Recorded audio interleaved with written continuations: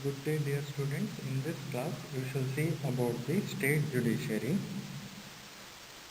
The various provisions provided in the Constitution for the different states as per the Article 370, Article 371, A, B, C, D, E, F, J, and how these special provisions empower the states with the special rights for the purpose of administration will be discussed and seen in this video. So there shall be a high court for each state. The high court will be a court of record, just like we have Supreme Court at Delhi for the central that falls for the entire India, or that is at the central India. Similarly, for state level, we have high courts that will be set up in a respective state capital. So every court will be a court of record, and every high court will be a court of record and will have the powers, including the power to punish for the contempt of itself. So the Constitution of High Court is explained in the Constitution of India, and every High Court will have a Chief Justice and many other judges, and these are mentioned or appointed by the President from time to time as he feels it is necessary for additional judges. So it is up to the President to appoint additional judges for the daily working of the High Court. The conditions for appointment.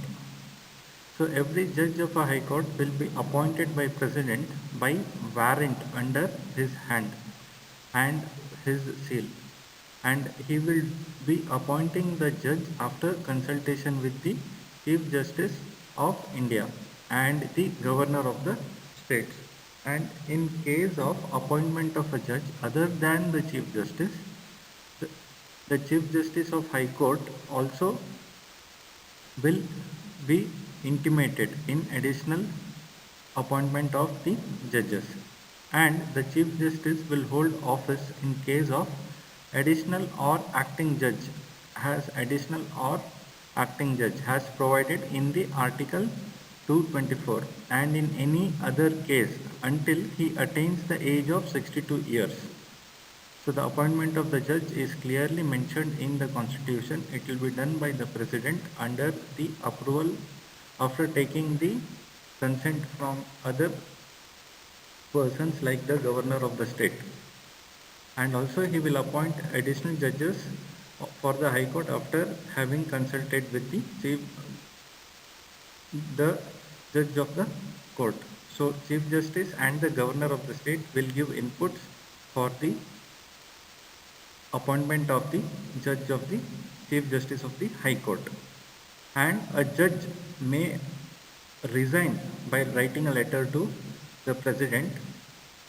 So it is up to the judge to resign. He can do that, and he can be removed from his office by the President as per the clause 4 of Article 124 of the Constitution, and the removal of the judge of the in the same manner in which the judge of a Supreme Court can be removed.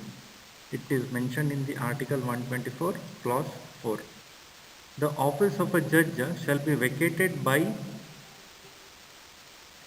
the current judge who is appointed by the President if he is being appointed as the judge of the Supreme Court.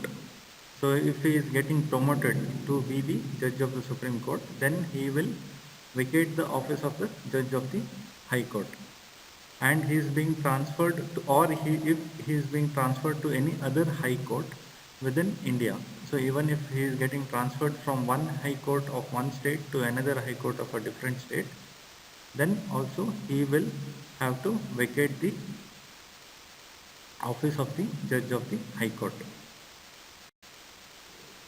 The appointment of a judge of a High Court. there are certain conditions that the person has to fulfill to be appointed as the judge of the High Court. So they are as follows. First of all, he should be a citizen of India. First of all, he should be citizen of India. He should have at least 10 years in judicial office in the territory of India. He should have at least 10 years experience in judicial office in the territory of India, and he has to at least been advocate of a high court for 10 years. He should have been the advocate of a high court for at least 10 years or more in such courts in succession. So at least 10 years of experience as a advocate in high court is required. The next is oath or affirmation of judge of the high court. So every person who is appointed to be the judge of a high court will be before entering his office subscribe in presence of the governor of the state. So governor will impart the oath to the judge of the high court or any other person who is appointed by the governor. If governor is not able to attend the ceremony, then any other person who is appointed by the governor on his behalf will confer the oath to the judge of the high court. And this is mentioned as per the third schedule. Restriction on practice after being a permanent judge. So once if a person is permanent judge of a high court, then he or if he has held office as a permanent judge of a high court, then he shall plead or act only in Supreme Court or other high courts, and he shall not plead or act in any other court. So if a person has been a judge or has held the office of the judge in any high court, then he can act or plead only in other high courts or in Supreme Court, but he cannot act or plead in any of the lower courts. Transfer of judge from one high court to another. So if president thinks that a judge is to be transferred from one high court of a state to another high court of a state, he can definitely do that after consultation with the Chief Justice of India. So transfer of a judge from one high court to another high court is possible and can be done by the president after consulting the Chief Justice of India. And when a judge has been transferred, he shall, during the period he serves after the commencement of the Constitution Act of 1963 as a judge of other high court, be entitled to receive all the emoluments and salaries and allowances that is determined by the Parliament.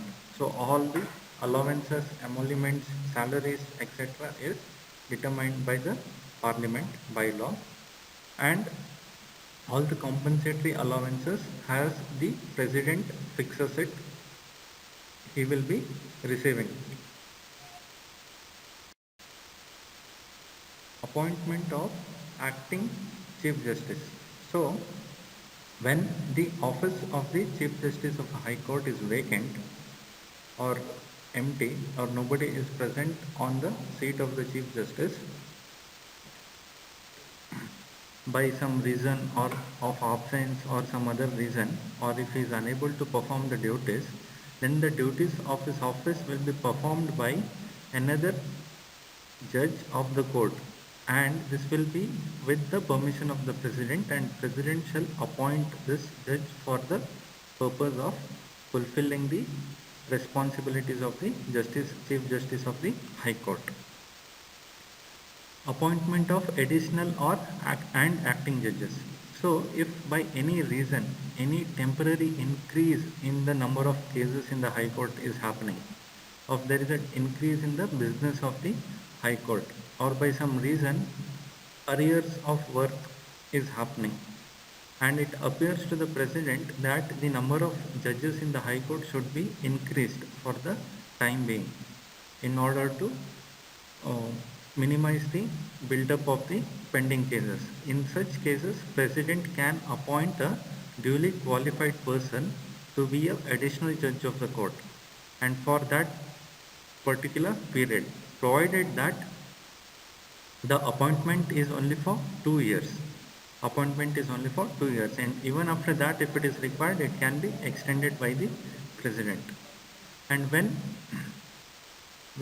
the judge of a court other than the chief justice is by any reason absent, or if any reason unable to perform his duties of his office, or if he is appointed to act as a chief justice, then the president can appoint a qualified person to act as a judge of that court until a permanent judge has resumed the office of that high court and taken up the duties of the chief justice.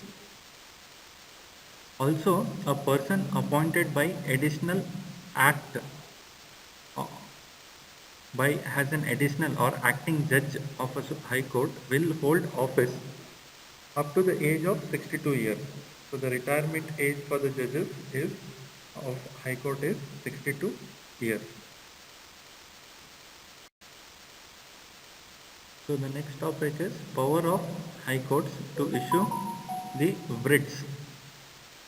So the high court has the power to issue the writs, which is mentioned in the article 32. So every high court will have power throughout the territory in relation to its jurisdiction. So within the state, the particular state high court will have the jurisdiction to issue any person or any authority or group of people, including in the appropriate cases, or even the government within the territory, directions, orders, or writs, and the writs will be of the type of habeas corpus, mandamus, prohibition, quo warranto, and certiorari, or any of them, for the enforcement of the rights as per the third part of the Constitution. The third part of the Constitution speaks about fundamental rights. So, for enforcing these fundamental rights within the state, the High Court can give the writs even to the state government. It can give writs to even associations and individual persons within the territory of the state.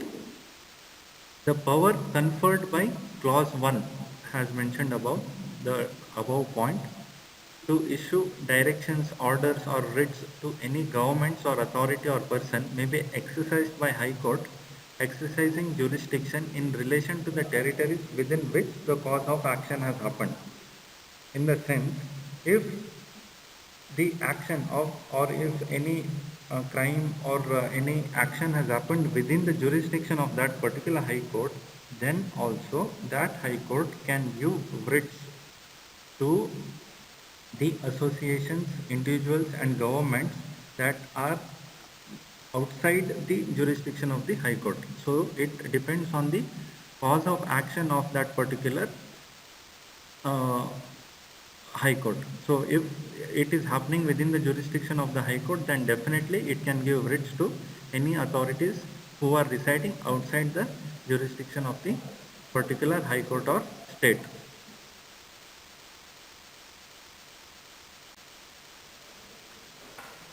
Where any party against whom an interim order, whether by way of injunction or stay or in any other manner, is made, or any proceedings relating to a petition under the clause 1, without furnishing to such party copies of such petition and all documents in support of the plea of such interim order, can also be taken by the High Court, and giving such party an opportunity of being heard makes an application to the High Court for the vacation of such order, and furnishing a copy of such application to the party in whose favor such order has been made, or the counsel of such party. High Court can dispose of the application within a period of 2 weeks from the date of which it is received, or from the date on which the copy of such application is furnished, whichever is later, or where High Court is closed on the last day of the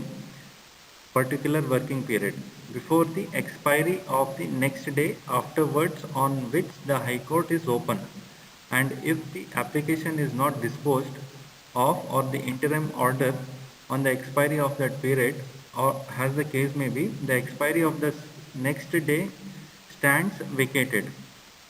So these are the jurisdictions of the High Court. Now the power conferred on a High Court by this article will not be in derogation of the power conferred by the Supreme Court as per the clause 2 of Article 32. In this slide we shall see about the power of superintendence of High Court over all other courts. So every High Court shall have superintendence over all other courts and tribunals throughout the territory of the state where the state has jurisdiction. So within the state, the High Court will be the Supreme Court, and it will have authority over all other junior courts and tribunals.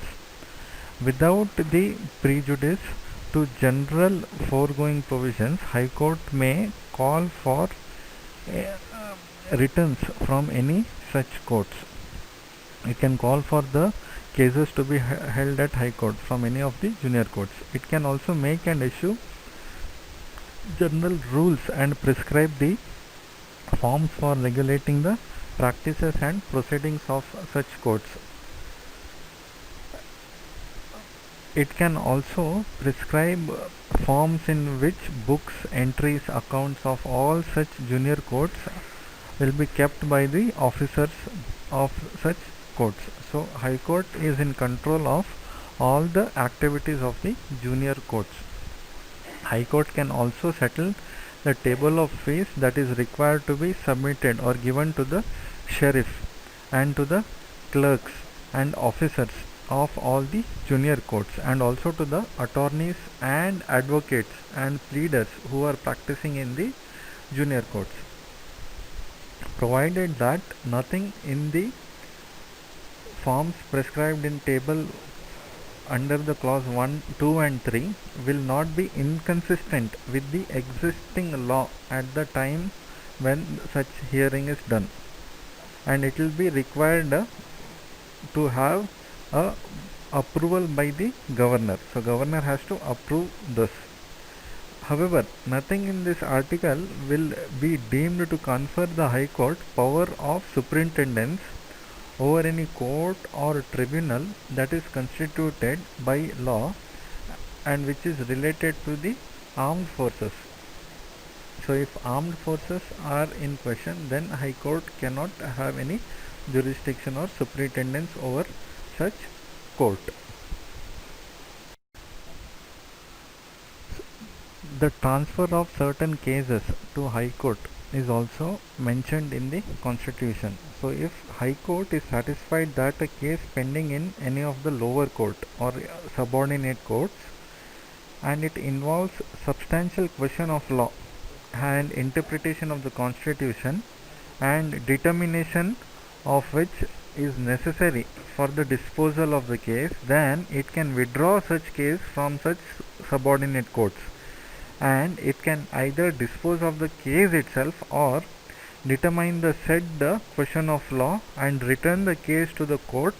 That is, it can give the hearing on such a question of law and give the case back to the court from which the case was withdrawn, along with the copy of its judgment and on such questions on law, and the said court on the or the subordinate court on the receipt of such judgment or proceeds thereof from the High Court can dispose of the case in conformity with the judgment of the High Court.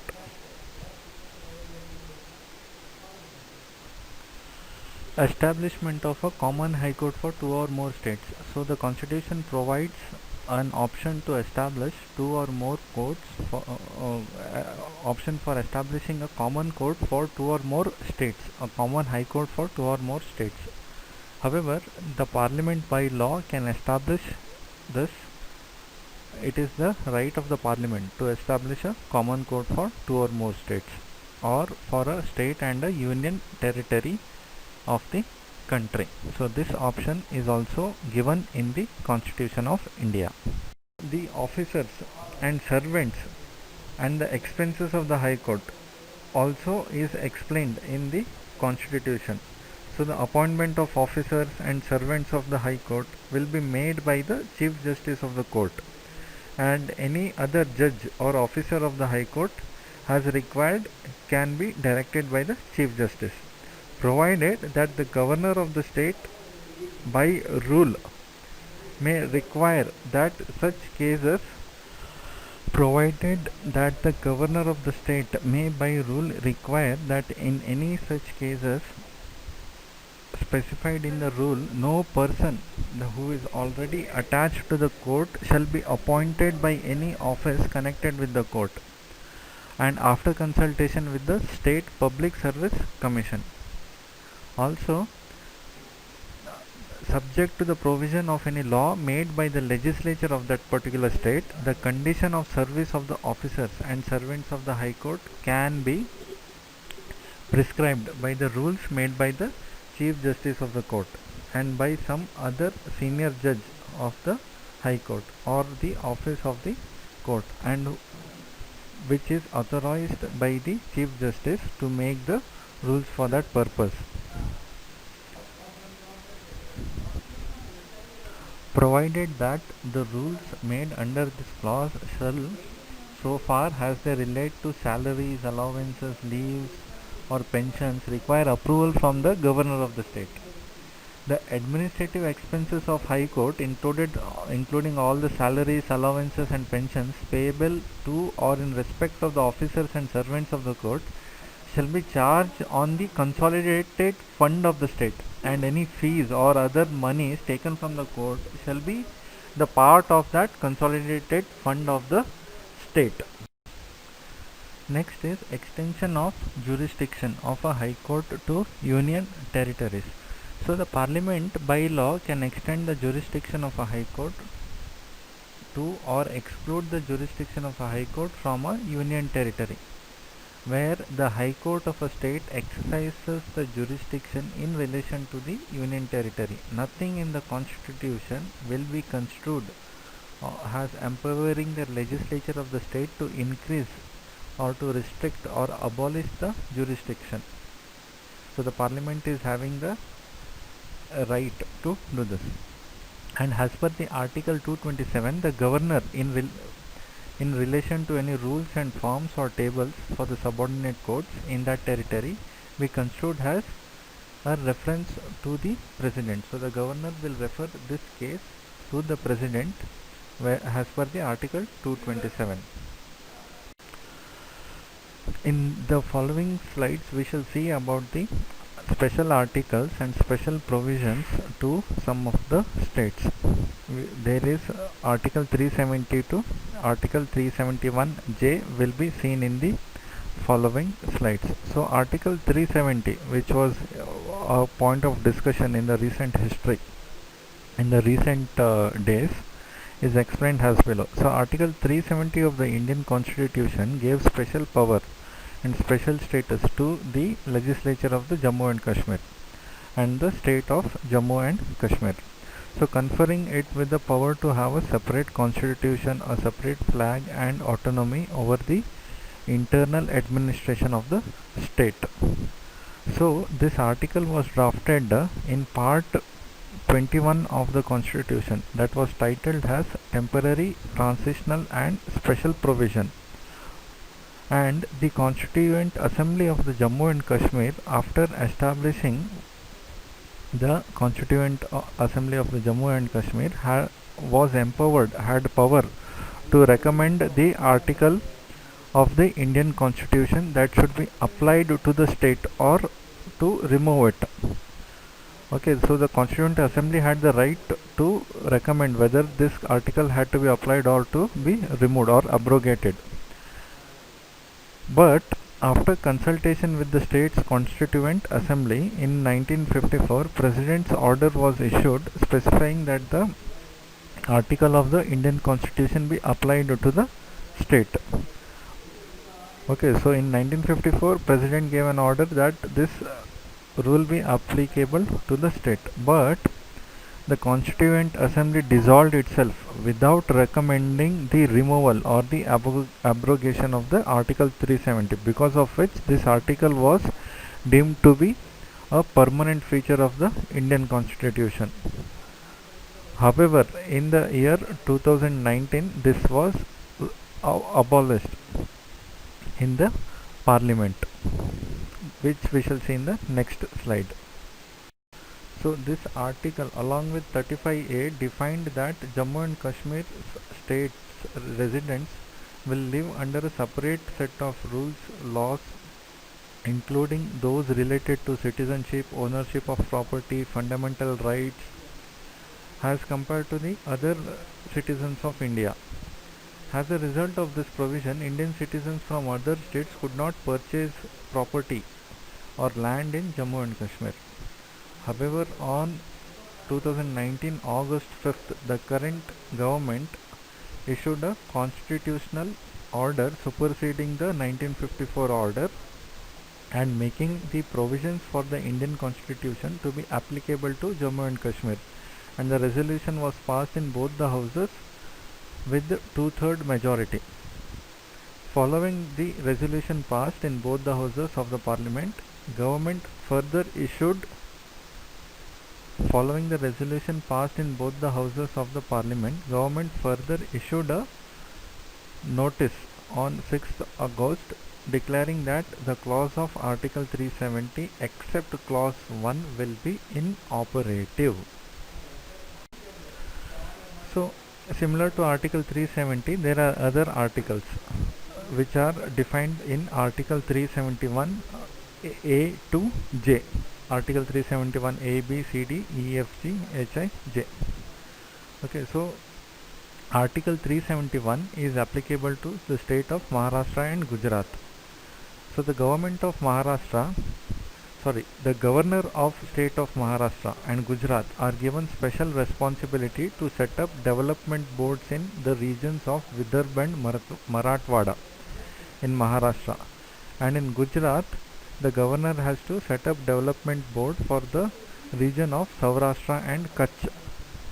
This was done to ensure that equal allocation of funds for development of the expenditure of the said areas and equitable arrangement providing adequate facilities and technical education, vocational training and adequate opportunities of employment for the people of that region was provided under the state government. So for the purpose of giving equitable educational facilities, technical educational facilities, vocational training facilities and equal opportunities of employment, this act was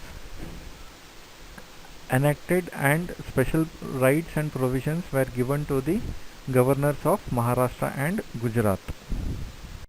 The Article 371A is applicable to the state of Nagaland. So as per the Article 371A of the Constitution, mainly the states that no act of parliament will be applicable to the state of Nagaland in the matters relating to the religious and social practices of Nagas.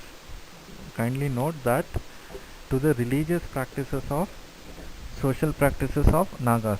So the Naga customary law and procedures and administration of the civil or criminal justice of the Naga community involves decisions according to the Naga customary law, and also the ownership and transfer of the land and its resources will be as per the Naga customary law.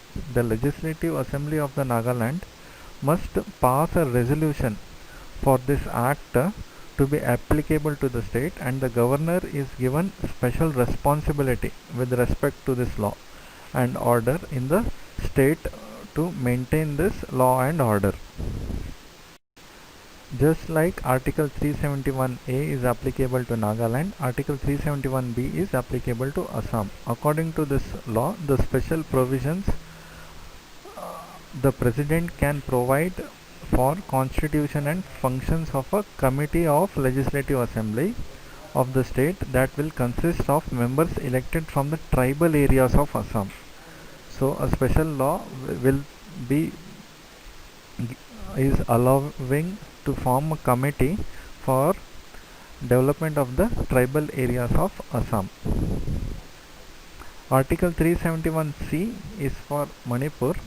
So the special provisions under Article 371C is in case of Manipur. It is similar to 371B for Assam, where here also the president can provide for a constitution and functions of a committee of legislative assembly for the state, and this will consist of members elected from the hilly areas of Manipur. They will work towards the development of the hilly areas of Manipur, and the governor of Manipur will require to submit an annual report to the president regarding the administration of the hilly areas of Manipur. Article 371D and E is with respect to the state of Andhra Pradesh. So the Article 371 was added to the constitution in the year 1974, and it provides equitable opportunities and facilities for the people of the state of Andhra Pradesh, and it safeguards the rights of the people of Andhra Pradesh in matters of employment and education. So they have to be given first priority in the terms of employment and education within the Andhra Pradesh state. The state government can organize civil posts or direct recruitment for the post of local cadres within the government of Andhra Pradesh as and when required.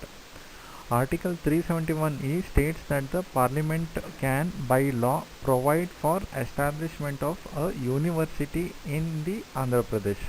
So a university for education of the people of Andhra can be set up as per the Article 371E.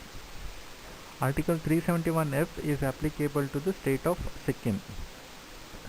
This was incorporated into the constitution in the year 1975, and it states that the Legislative Assembly of Sikkim shall consist of not less than 30 members. So the minimum strength for the legislative members of the people of Sikkim is 30 members, and it is in order to protect the rights and interests of the people of different sections and the different wide variety of populations of the state of Sikkim. And the states in the assembly are provided to people from these different sections in order to safeguard the rights of the people from different sections. Similar to this, there is Article 371G for the state of Mizoram. So as per this, the Legislative Assembly of the state of Mizoram shall consist of not less than 40 members. In addition, the following provisions of Nagaland, an act of it is in similar lines with the provisions of the state of Nagaland, and the act of parliament will not apply to Mizoram in matters relating to the religious practices and social practices of the Mizo people. Mizo customary law and procedure and administration of the local Mizo people and civil and criminal justice of the local Mizo people will not be as per the normal laws prevailing in India, and it will be as per the Mizo customary law, and the decisions will be as per the Mizo customary law, and the ownership and transfer of land of the Mizo people and its resources will be as per the local Mizo customary law. 371H is for the state of Arunachal Pradesh. According to this, the Legislative Assembly of the state of the state of Arunachal Pradesh must consist not less than 30 members, and governor will have special responsibility with respect to law and order in the state of Arunachal Pradesh. So the Arunachal Pradesh state should not have less than 30 members in the Legislative Assembly. Article 371I is with respect to the state of Goa. So similar to Sikkim and Arunachal Pradesh, this also tells that the Legislative Assembly of the state of Goa must consist of not less than 30 members. It should not have less than 30 members. Article 371J is for Karnataka, the state of Karnataka. So Article 371J grants special status to the 6 backward districts of the Hyderabad Karnataka region, and special provisions and requirements, and as per the special provision, it requires that a separate development board be established for the regions of Karnataka, Hyderabad Karnataka region, in similar lines to Maharashtra and Gujarat. And it also ensures that local reservations in education and government jobs is provided for the local youths in the local education system and government jobs.